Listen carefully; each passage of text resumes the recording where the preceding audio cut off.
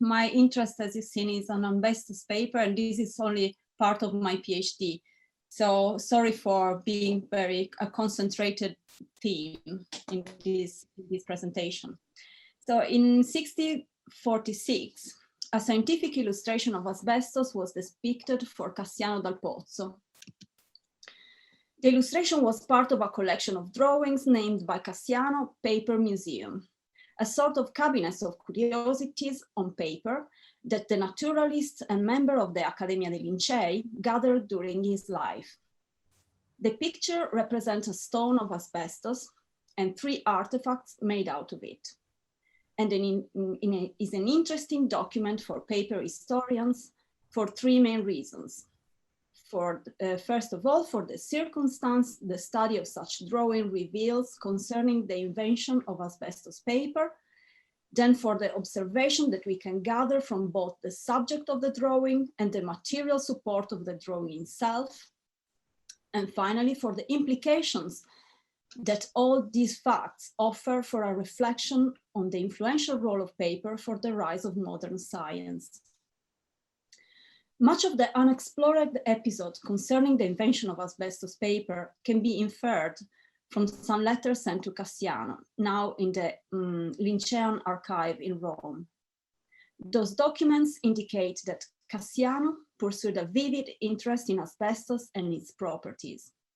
This is why before the drawing was depicted, Cassiano actively corresponded with Bartolomeo Lomellino, a noble businessman from Genoa. Lomellino's first letter contains a detailed account of how he had first witnessed the fireproof marvel of asbestos, and how he later discovered that the mineral was not as rare as previously thought. A few months later, Lomellino was able to send to Cassiano some intriguing items for his collection of rarities. Several stones incidentally found during a business trip in Corsica, a sample of the mineral from the area around Genoa, along with several artifacts skillfully made out of it. Lomellino tells more about those objects. Along with a small purse, which Cassiano had already seen, one of the letters reports the list of items that Lomellino sent to Cassiano in a box in 1646. The parcel contained some sample of the Genoese natural stone, presenting its own wool as it naturally generates. This is Lomellino's word. A twine and some thread spoon made of asbestos, along with paper made of the wool of stone that does not burn. All these objects mentioned in the letter were those depicted in order to be included in the paper museum. However, although Lomellino's letters are well known, the significance of those objects to Cassiano and the meaning of the drawing itself were never explored in detail by the literature. The first thing to highlight here is that the objects sent to Cassiano were not trivial artifacts. The asbestos paper, in particular, had to be a surprising novelty. The first sample of asbestos paper ever seen. As such, it became to Cassiano an object of interest. This is confirmed by the fact that after those letters, samples of asbestos paper started to circulate in the hands of other naturalists in Cassiano's circle, and listed in their illustrious cabinets of curiosities, from the Museum Barberinum to the Septalianum in Milan, along with the Roman collection of Athanasius Kircher, and even in the Museum of Ole Worm in Copenhagen. How and who first made that asbestos paper could be inferred from Lomellino's details and his personal background. From other sources, we indeed learn that Lomellino's main residence was in Multedo, so in the western side of Genoa, right next to Pegli and Voltri, an area well known as Genoa's paper district, and one of the most important ones in Europe at the time. There, the Lomellino's family with the Lomellino's family was familiar with the friars from the local convent. who reasonably steered the devotion of laborers from the industries surrounding through the confraternity of Nazario and Celso. This is an interesting fact, as the person named by Lomellino as the one who ingeniously made those objects sent to Cassiano was referred to as a converso, so a lay brother, called Friar Celso. Therefore, speculating on the identity of Celso, we can assume that he might have been a local worker who acquired his friar name after the local confraternity. As a converso, Celso could have been someone who had joined the order's life in his adulthood, and lacking a high religious education, he may have served the convent with his manual work. We will possibly never know Celso's profession before becoming a converso. He could have been a papermaker himself, and in any case, he certainly belonged to a community where papermaking was the bread and butter. The episode, therefore, is not just revealing of how the first known attempt to make paper from an unconventional raw material occurred, but it is an interesting case of cross-pollination of knowledge and ideas between the artisanal sphere, especially the papermaking know-how developed among Genoese craftsmen and the elite of scholars. This is not the only reason Cassiano's illustration of Asbestos should draw the attention of paper historians. More can be said about the illustration subject with regard to the specific interest of Cassiano for those artifacts as made out of fibers. The subject of the drawing is indeed all about asbestos fibers and the properties of the mineral to be converted into different items by virtue of its fibrous matter. Hence, while the first object at the top of the sheet represents the natural state of the mineral, the other items show the way in which asbestos fiber take different forms. Twisted into a partially unwound rope, spun into a thread that can be either knitted or woven, and finally pulped to make paper. The study drawing, therefore, was aimed at contemplating fibers in line with the observation of Federico Cesi, a close friend to Cassiano and founder of the Accademia dei Lincei. Cesi indeed pursued an early interest in fibers along with their transformative properties from plants into textiles and paper. Unfortunately, Cassiano did not leave any writings on his personal speculation, and thus their representation remains to us only as an extraordinary thought-provoking sequence of items that questions the nature and the properties of fiber, like in a rebus. What we can gather, however, is that paper had started as of then to be seen as a matter of entangled fibers, well beyond a simple derivation from rags. Another aspect of the drawing is worth considering. This concerns the physical quality of the drawing itself and the use of paper support in the illustration as an active tool of visualization. The material quality of the paper support used for the drawing can be especially appreciated when seen in person, as the sheet reveals an distinctive entanglement of lint in its pulp.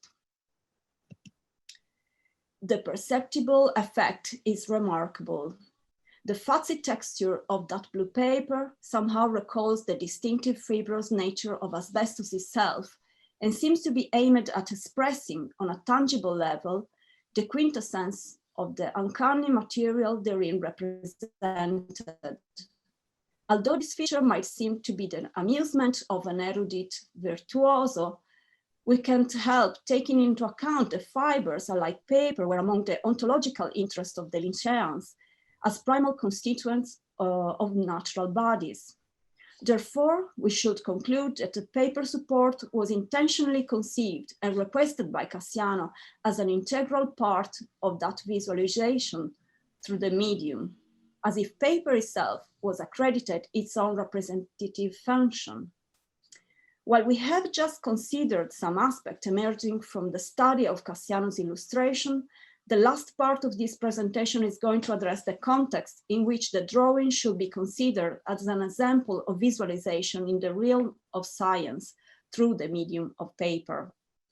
A growing body of literature is currently exploring the influential role of paper in the history of science, and expressions such as paper tool, paper machines, paper-based information technology are becoming more and more familiar. Such studies suggest that in the historical practice of science, some strategies developed the process information involved the paper support, so that new content and knowledge were generated not only on it, but also through it. The literature has demonstrated how the manageability and alterability of paper was embraced not just to convey contents, but also to reframe them, facilitating the process of thought. In other words, paper was actively partaking in the development of knowledge. In those studies, however, the role of paper has been recognized as a factor for the elaboration of knowledge only in the textual form. Much less effort has been made over the instrumental use of paper with regard to visual contents. Nonetheless, we know that between the 16th and 17th century, paper played a critical role within the procedure of visualization. According to the science historian Hans-Jörg Reinberger, the procedure of making things visible became a primary interest within the development of modern scientific practice.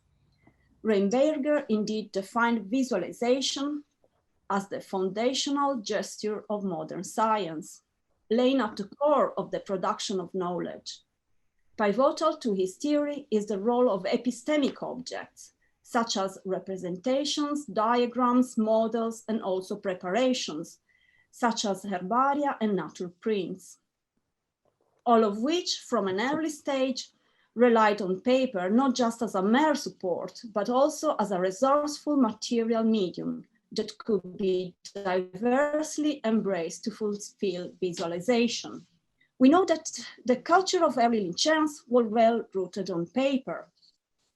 One of the first Linceans, Francesco Stelluti, was born in Fabriano, where he became acquainted with the local major trade of paper.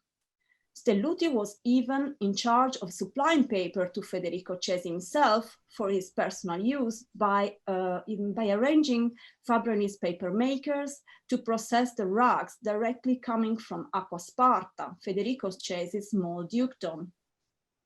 However, beyond this small episode attesting the familiarity of the Linceans with paper and its most basic culture, the practice of those early Linceans, early members of the academia, deeply relied on paper as an epistemic tool. Another early Linceans, Fabio Colonna, actively explored the technique of nature printing as the production of impressions of inked plants on paper surface is now called. Colonna brought his involvement with nature printing on paper to such a level that his contemplation of that practice must have been a leading factor to explore the formation of fossils in nature. Colonna's resulting theory thus discredited the belief of fossils as aberrations of nature and laid the first steps to the scientific cognition of fossils obtained through the phenomenon of sedimentation on supple soil. Another figure worth mentioning is that of Giovanni Battista Ferrari, Jesuit and botanist for the Pope's Botanic Garden. Although he wasn't a Lincean himself, he personally knew Cassiano and especially admired his paper museum, with a particular appreciation of the drawings of plants vividly pictured from nature. I believe that his words, better than anyone else, portray the meaning of Cassiano's paper museum. Ferrari defined those botanic illustrations as miraculous, and so vividly depicted as if they were growing in the paper in the same way as in the soil. Such an expression beautifully grasps the sense of paper as an active medium that allows contemplating nature through its materialization. I think that this attitude should also drive our sensorial appreciation of the scientific illustration of asbestos. To conclude, as we have seen, the illustration of asbestos depicts different stages in which the stone could be processed, from a raw mineral to paper.